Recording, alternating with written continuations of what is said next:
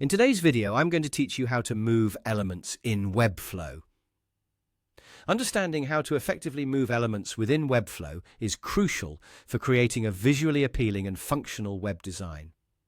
Let's start by discussing the primary way to move elements: adjusting the container alignment properties. When you're working with a container, you have the choice to set its display type. Options include block, grid, flex, and more. Each of these has its peculiarities, but among these, the flex type stands out for its flexibility. Flexbox allows for dynamic layout adjustment, making it easy to align items along both horizontal and vertical axes. It's a particularly powerful tool because, with the alignment grid in Webflow, you can fine-tune the positioning of your elements with precision. Another essential tool for moving elements in Webflow is the Navigator panel. Think of the Navigator panel as your project's structural blueprint. Here, elements can be rearranged by simply dragging them up or down the list. This reordering directly reflects on the live page, giving you an instant visual update on how changes affect your layout.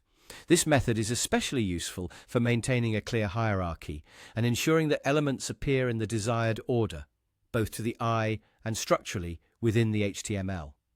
Finally, for those instances when you need to fine-tune the alignment of a particular element, you can use the options in the Style panel on the right side of the screen. First, select the element you wish to adjust. In the Style panel, navigate to the Position section, where you'll find the option to set your element to a relative position. Choosing relative allows you to adjust the positions using pixel values for top, bottom, left, and right. This method gives you granular control over an element's placement, perfect for when you need to nudge your design a few pixels here or there to achieve the desired look. In summary, moving elements in Webflow involves understanding and utilizing a few different tools and panels. Whether it's setting container alignment and display types, rearranging items through the Navigator panel, or fine-tuning positions in the Style panel, each method offers unique advantages for different scenarios.